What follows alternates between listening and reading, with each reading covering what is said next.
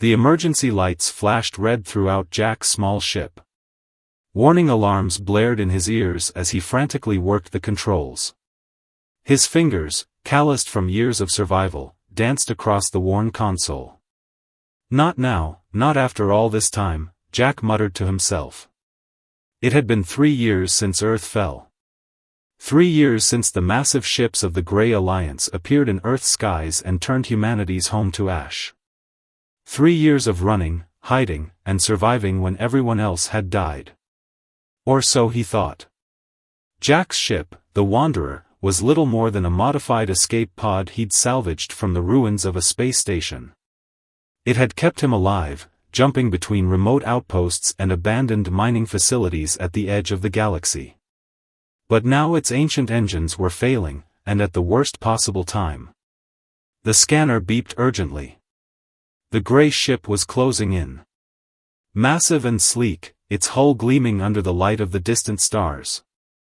Jack had spotted it 2 days ago and had been running ever since, but now his luck had run out. Just a little further, he pleaded with his ship. The asteroid field ahead might give him cover, enough to lose the alien vessel that had been tracking him. But the Wanderer shuddered, and the engine lights flickered before going dark. Jack slammed his fist against the console. No. The ship drifted, powerless in the cold void of space. Through the viewport, Jack could see the gray ship growing larger. Its smooth, curved hull had an almost organic quality, like some massive sea creature hunting in the depths of space. Jack reached beneath his seat and pulled out a small metal box. Inside was a pistol, one of the few human weapons he still possessed, and a data chip containing everything he knew about the Greys. If they were going to take him, they wouldn't get this. He tucked the pistol into his waistband and swallowed the data chip. It would dissolve in his stomach acid within hours, but at least the Greys wouldn't get their hands on it. The Wanderer shook violently as a beam of pale blue light enveloped it. A tractor beam, pulling him toward the alien ship's hangar. Jack took a deep breath and steeled himself. If this was how the last human would go out, he'd make sure the Greys remembered him. Commander Tech stood on the bridge of the Silent Hunter, his large gray eyes fixed on the small human vessel caught in their tractor beam. His thin lips formed what passed for a smile among his kind. After all this time, he said, his voice a soft, mechanical hiss. A living human specimen. Science Officer Mick approached, her slender form moving with the characteristic fluid grace of the Greys. Are you certain it's human, Commander? Our records indicate the species was eliminated during the cleansing of their homeworld. The bioscan is conclusive, Tech replied. One human male. Approximately 30 Earth years old. Healthy, despite radiation exposure. Remarkable, Mick said. The Council will be pleased. No zoological garden in the Alliance has a living human. The last ones died decades ago in captivity. Tech nodded. Prepare the containment cell. Use the heavy restraints. Our records show humans can be unpredictable when cornered. Is that necessary? Mick asked. It's just one specimen, and its ship has no meaningful weapons. Follow protocol, Tech snapped. Humans were deemed too dangerous to exist in the galaxy for a reason. Even one can be trouble. Jack felt the Wanderer settle onto the floor of the alien hangar. Through the viewport, he could see gray soldiers approaching, their tall, thin bodies encased in shimmering armor, energy weapons held at the ready. Time to play dumb, Jack whispered to himself. When the Greys cut through his airlock, Jack had already hidden his pistol and adopted a fearful posture. The aliens entered cautiously, their weapons trained on him. Jack had learned some of their language during his years of hiding, listening to their communications when they came to salvage Earth's remains. But they didn't need to know that. The lead Grey jabbed a device toward him that emitted a series of clicks and whirs, a translator. Human. You are captured. Resistance is useless. Jack widened his eyes and backed away, pretending to be shocked by their appearance. He babbled nonsense words, acting as if he couldn't understand them. The Greys exchanged looks. One of them spoke to the others in their native tongue. "It seems less intelligent than our record suggested." "Perhaps fear has damaged its mind," another replied. Jack continued his act as they placed restraints on his wrists and ankles. He stumbled and cowered, all while carefully observing their weapons, their armor, and the layout of the ship as they led him from the hangar. As they marched him through corridors of gleaming metal, Jack caught glimpses of the massive vessel. It was far larger than he had imagined from the outside, with hundreds of Greys going about their business. They brought him to a clear cell in what appeared to be a laboratory. After securing him inside, most of the Greys departed, leaving just 2 to stand guard. Jack sat on the floor of his cell, hugging his knees to his chest, the picture of a terrified animal. Inside, however, his mind was racing, cataloging everything he'd seen, planning his next move. The last human had been captured. But these aliens had no idea who they were dealing with. Science Officer Mick stood outside Jack's cell, recording her observations on a thin, transparent tablet. It had been 3 days since they captured the human, and she found herself increasingly fascinated by the specimen. "Subject continues to display basic survival instincts," she noted. "Eats the provided nutrition, sleeps in cycles, and watches its surroundings. However, it shows limited signs of higher intelligence when compared to historical records." Jack sat cross-legged on the floor of his cell, picking at the strange blue paste they'd given him for food. He made sure to eat clumsily, occasionally spilling some on his tattered clothes. All the while, his eyes darted around, taking in every detail of the laboratory. 4 guards rotated shifts. 6 different scientists came to observe him. The door to the lab had a 7-digit code that changed every 12 hours. Jack memorized each new code, watching the scientists punch it in when they thought he wasn't looking. Mick tapped a control on her tablet, and a portion of Jack's cell wall turned transparent, allowing her to see him more clearly. "Today we begin cognitive testing," she announced to her assistants. A panel in Jack's cell opened, and a simple puzzle box emerged. Jack had seen similar tests given to monkeys in Earth zoos. The box contained food, and to get it, he would need to solve a series of simple mechanical problems. Jack suppressed a smile. He could solve this in seconds, but that wasn't the plan. Instead, he cautiously approached the box, poking at it with exaggerated confusion. He deliberately tried incorrect solutions first, gradually working his way to the answer as if by accident. Mick's large eyes narrowed slightly. "Interesting," she murmured.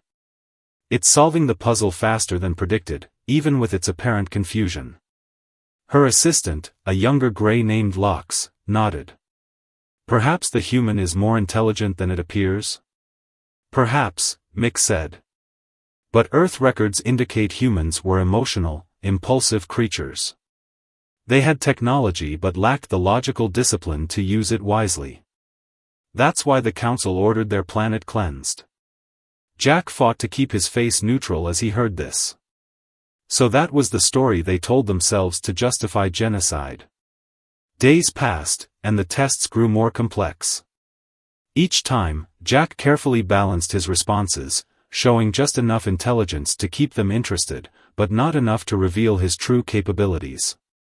At night, when the lab was dimly lit and staffed only by a single guard, Jack listened.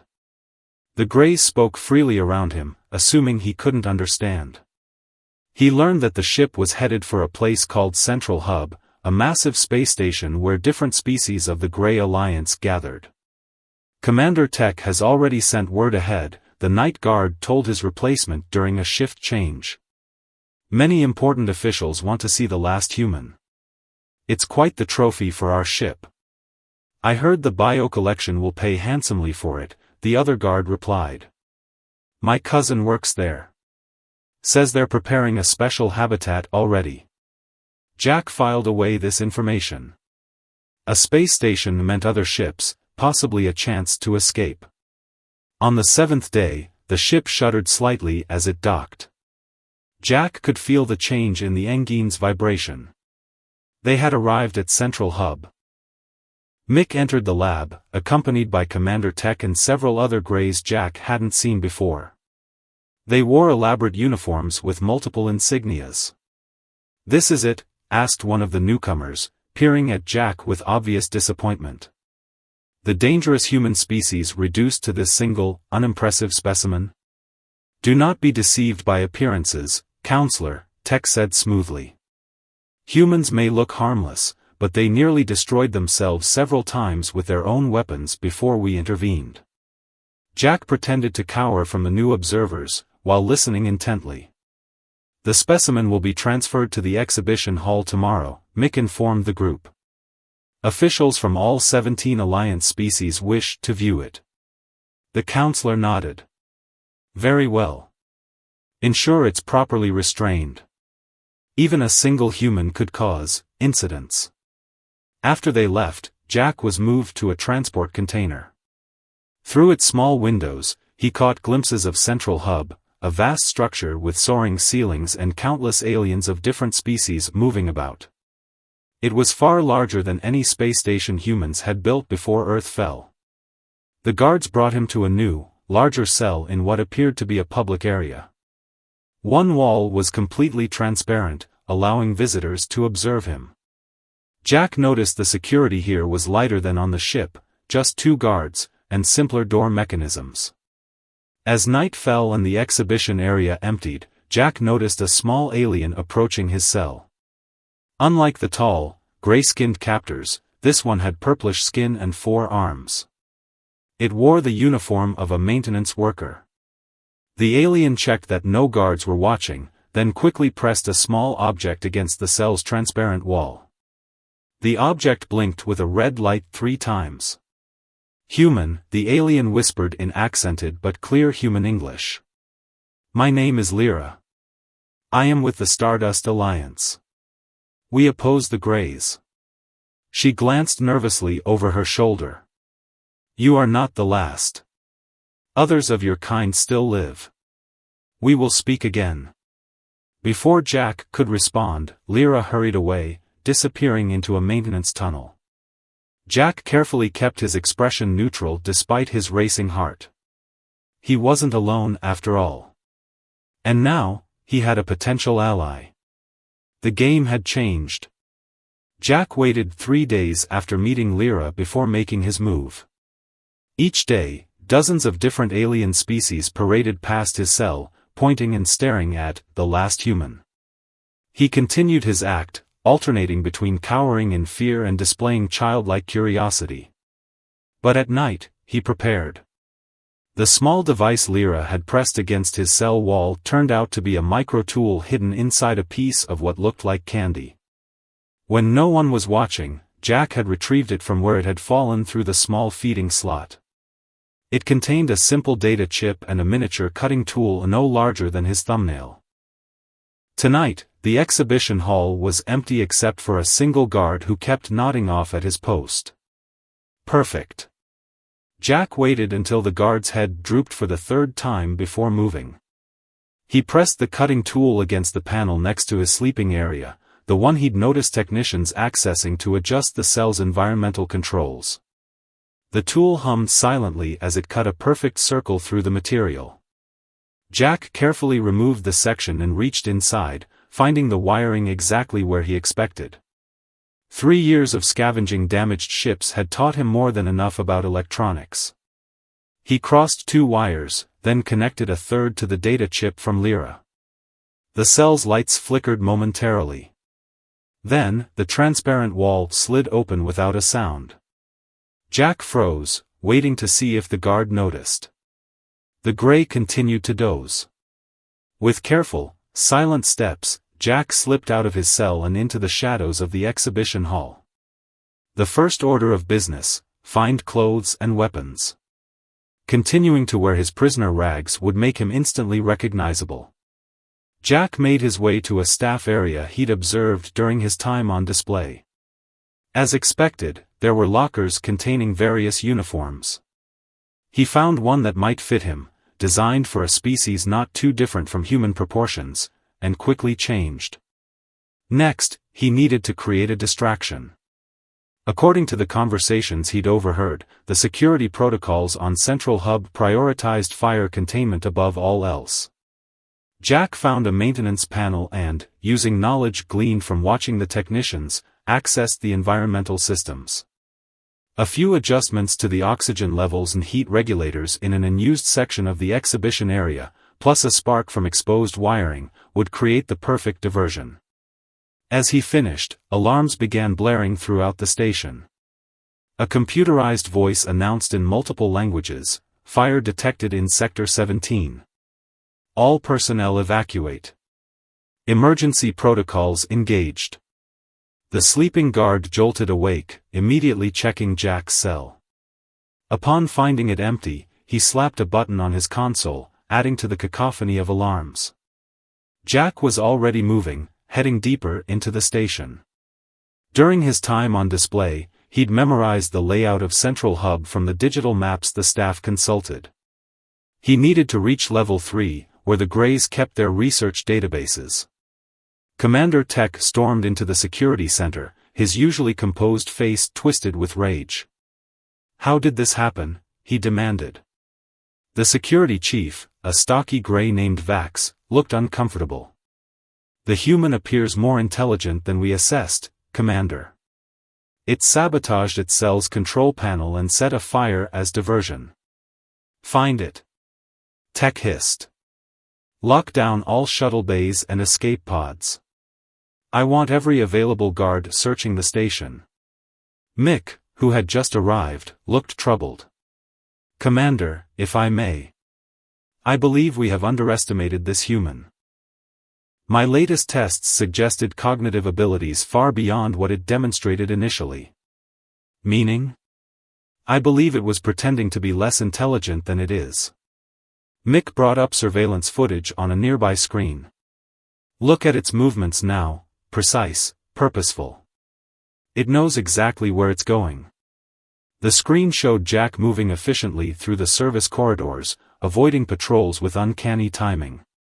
"Where is it heading?" Tech demanded. Vax studied the footage. "Based on its trajectory, the research database center or possibly the armory." Tech's eyes widened. "Seal them both. Now." Jack reached the database center just as the heavy security doors began to close. He slid through the narrowing gap with seconds to spare, hearing the locks engage behind him. The room was empty. The staff had evacuated during the fire alarm. Perfect. Jack quickly accessed a console, using the login credentials he'd watched a scientist input days earlier. The Grey database was vast, but Jack knew exactly what he wanted: information about human survivors and the locations of any remaining colonies. He inserted a small data drive he'd taken from the staff area and began downloading files. As the transfer progressed, he found something unexpected: detailed schematics of Grey ships, including their defense systems and weaknesses. "Jackpot," he whispered, adding these to his download. A pounding at the door told him his time was running short. The Greys had realized where he was. With the download complete, Jack looked for another exit. There, a maintenance shaft used for ventilation. It would be tight, but he could fit. As the security door began to spark from cutting tools on the other side, Jack squeezed into the shaft and pulled the grate closed behind him. He needed to find the armory next. If he was going to escape this station, he'd need more than just information. And somewhere on this station, Lyra was waiting. She had promised they would speak again, and Jack intended to hold her to that, right after he showed the Greys exactly what humans were capable of. Jack crawled through the narrow maintenance shaft, his stolen uniform catching on exposed bolts and wiring. The sounds of alarm klaxons were muffled but still audible. His mind raced through the station layout he had memorized. 3 levels down and 2 sections over would bring him to the armory. As he neared an intersection in the ventilation system, he heard voices below. Freezing in place, Jack held his breath and listened. The human couldn't have gone far, a gray voice said. Commander Tech has ordered all sections locked down. Did you see the security footage? Another replied. It moved with purpose, like it knew exactly where it was going. Nothing like the dumb animal it pretended to be. Jack smiled grimly to himself. The facade had served its purpose. Now it was time for the Greys to learn what humans were really capable of. He continued forward until he reached a vent overlooking the armory antechamber. 2 guards stood at attention, energy rifles held across their chests. Jack studied their weapons with interest. They looked similar to designs he'd seen on Earth before the invasion. Thinking quickly, Jack backtracked to a junction he'd passed. He'd noticed environmental controls there, similar to the ones he'd used to start the fire. With a few adjustments, he triggered the emergency cooling system in the armory sector. Immediately, alarms changed tone and freezing mist began spraying from ceiling vents. The guards below looked up in confusion, then hurried to check the control panel. In their moment of distraction, Jack kicked out the vent cover and dropped silently behind them. Before they could turn, he struck precise blows to the pressure points at the base of their skulls, just where Gray's nervous systems were most vulnerable. Both guards crumpled to the floor, unconscious. Thanks for the anatomy lessons, Mick, Jack muttered, remembering the detailed biological scans the science officer had conducted on Gray specimens. He dragged the unconscious guards into a storage closet, then approached the armory door. The locking mechanism required a retinal scan. Jack pulled one of the unconscious guards back out and held his eye up to the scanner. The door slid open with a satisfying hiss. Inside, Jack found exactly what he needed.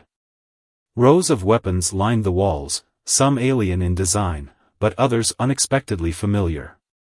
With a jolt of recognition, Jack realized some were human weapons, likely salvaged from Earth after the invasion.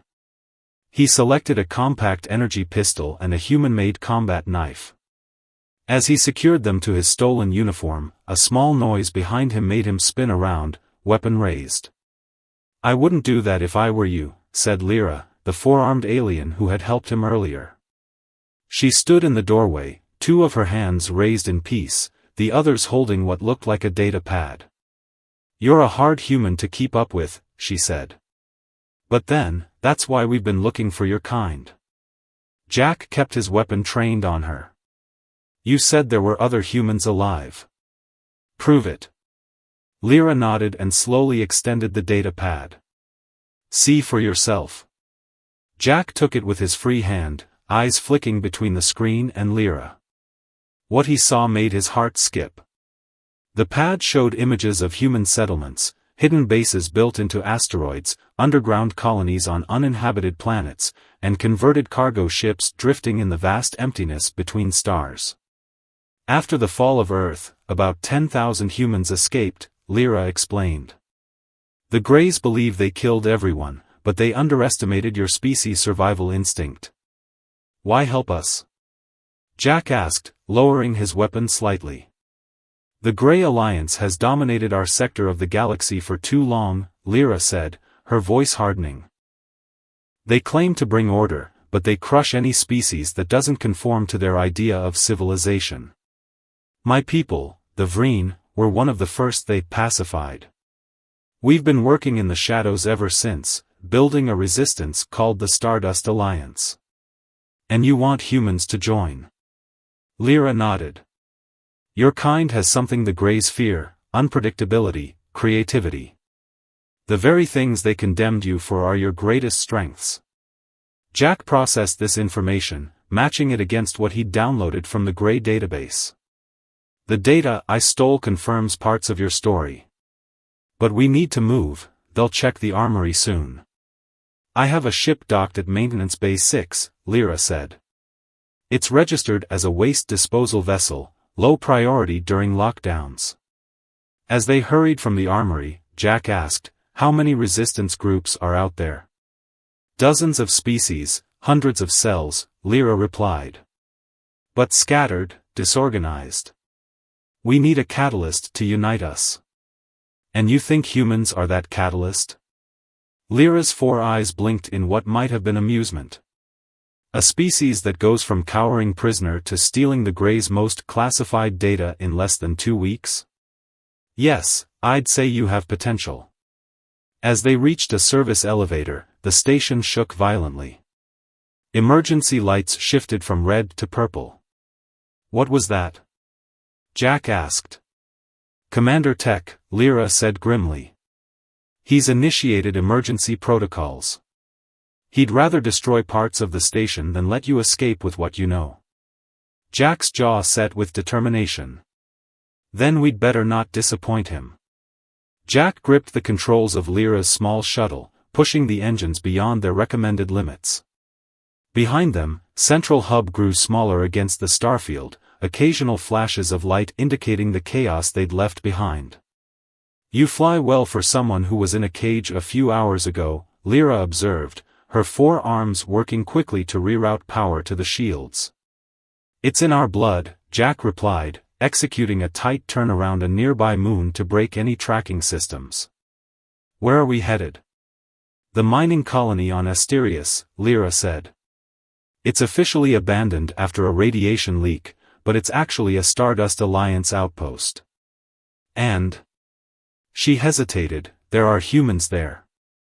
Jack's hands tightened on the controls.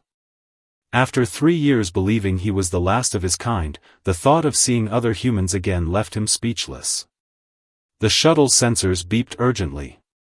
We've got company, Jack said, checking the readouts. 3 Grey patrol ships on an intercept course. They're faster than we are, Lyra warned. We won't reach Asterius before they catch us. Jack studied the navigational charts, a plan forming in his mind. We don't need to outrun them. We just need to outsmart them. He pointed to a dense asteroid field ahead.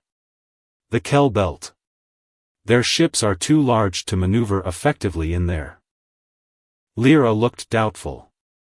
Our ship isn't designed for that kind of flying either. Jack gave her a sideways glance, a grim smile on his face. Then it's a good thing you have a human pilot. Commander Tech stood on the bridge of his battle cruiser, the Silent Hunter, his thin face tight with rage. The humans' escape had been reported directly to the High Council, and the blame fell squarely on Tech's shoulders. Commander, the tracking officer called, we've located the stolen shuttle. It's heading for the Kell Belt.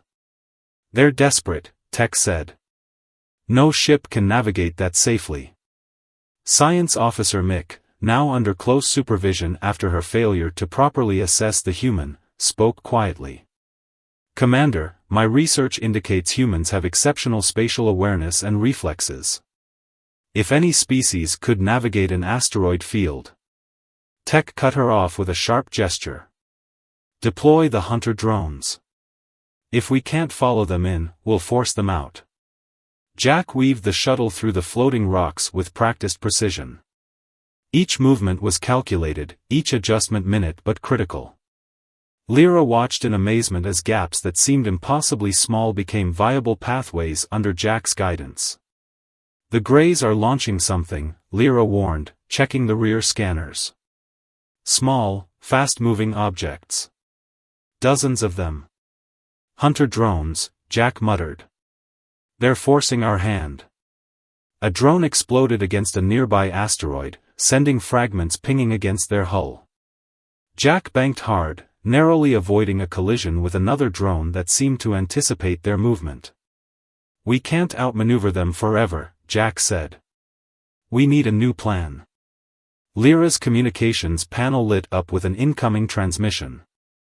Someone's hailing us from inside the asteroid field, she said, surprised. When she activated the channel, a human voice filled the cabin, the first human voice besides his own that Jack had heard in 3 years. Unidentified shuttle, this is Captain Ben of the Hidden Star. Looks like you could use some help. Follow our signal. Jack locked onto the transmission source, spotting a cleverly concealed docking bay in a large asteroid ahead. As they approached, Camouflaged gun turrets emerged from the rocky surface, opening fire on the pursuing drones. "Friends of yours?" Jack asked Lyra. "Allies," she replied. "But I didn't know they had a base here." They docked inside the asteroid, the massive doors sealing behind them just as the remaining drones closed in. Jack powered down the engines and turned to Lyra. "Ready to introduce me to some long-lost relatives?" The docking bay was a hive of activity. Humans and various alien species worked together, loading supplies, repairing ships, and monitoring communications. As Jack stepped from the shuttle, conversation stopped. Dozens of eyes turned to stare at him. A tall man with graying hair approached. "So it's true. Tech's pet human escaped." He extended his hand. "Captain Benjamin Richards. Former Earth Defense Force." Jack shook the offered hand, emotion threatening to overwhelm him. "Jack Cooper. Former nobody. Current pain in the Grey Alliance's backside." Ben laughed. "You've certainly caused a stir. The Greys have issued alerts across 17 systems looking for you." "They're afraid," Lyra interjected. "Jack stole classified data, including defense schematics and information about surviving human colonies," Jack finished. "Which is why we need to warn them. The Greys now know they exist." Ben's expression grew serious. "Then we'd better get started. We have ships ready to make contact with the scattered settlements." He turned to a nearby console and brought up a star map. "There are 38 known human outposts, with an estimated population of just over 10,000.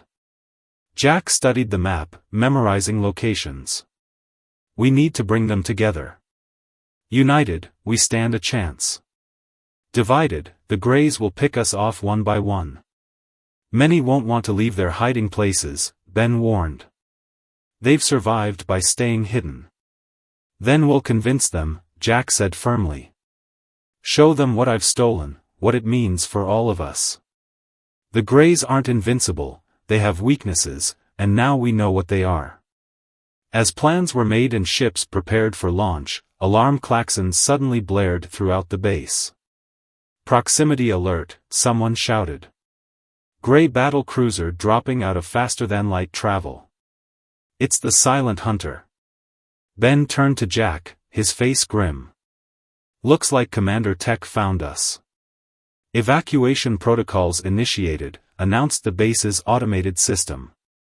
"All non-essential personnel to escape vessels." The asteroid base erupted into controlled chaos as people rushed to their stations. Jack stood with Ben and Lyra at the command center, watching as the massive gray battle cruiser positioned itself just outside weapons range. "They're blocking the main exit," Ben said grimly. "But they don't know about our secondary tunnel." Jack studied the tactical display. "We need a diversion.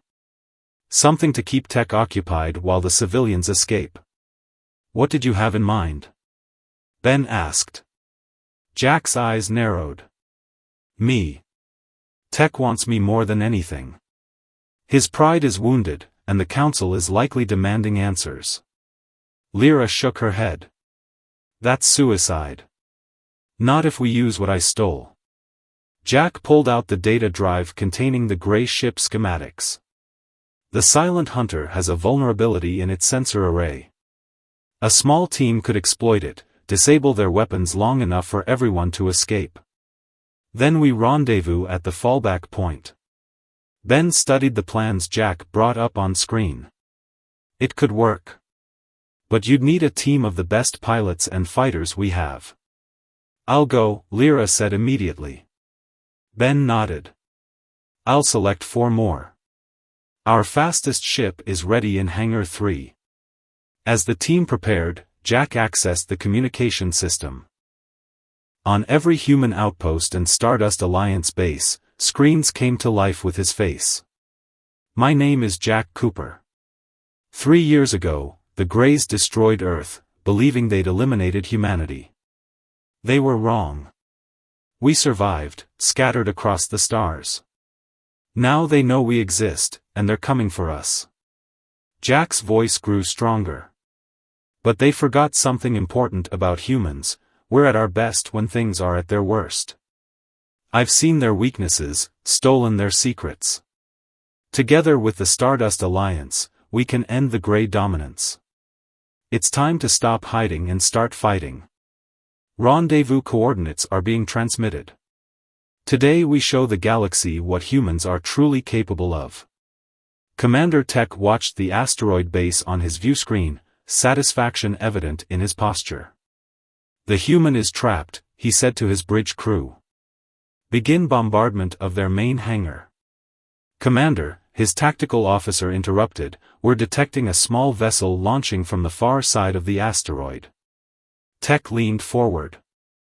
Identity? Unknown, but... The officer hesitated. Sensors indicate one human life sign aboard. Jack, Tech hissed. Pursue that ship. Ignore the base. Mick spoke up cautiously. Commander, our orders were to eliminate all human outposts.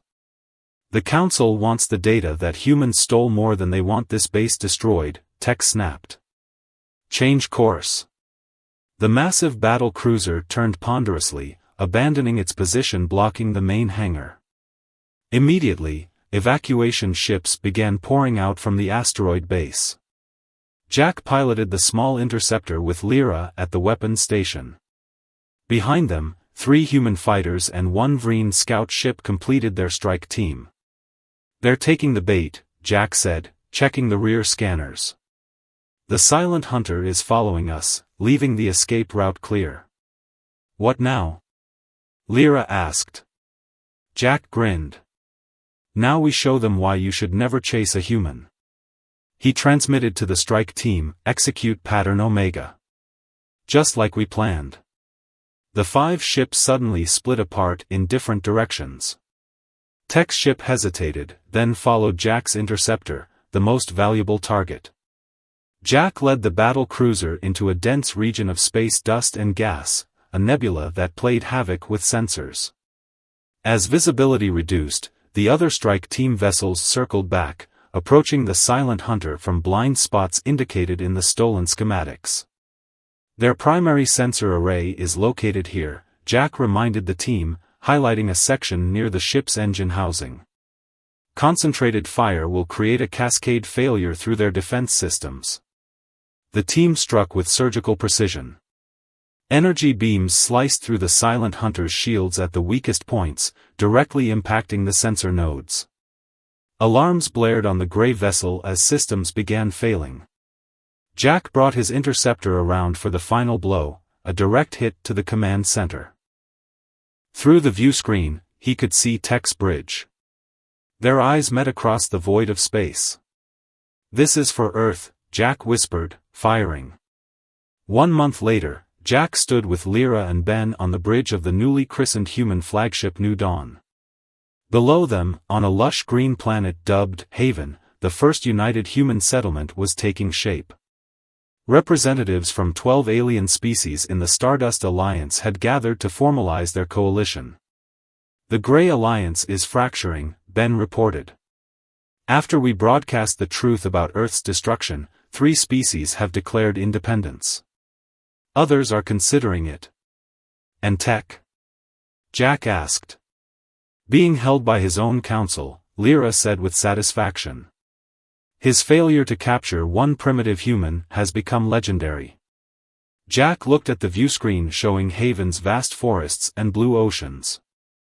It reminded him of Earth, not exactly the same, but close enough to call home. What now? Lyra asked. Jack turned to the star map showing gray territory, a determined expression on his face. Now we take back what's ours. 1 planet at a time. The last human had been captured by aliens. But they had no idea who they were dealing with. And now, neither did the rest of the galaxy.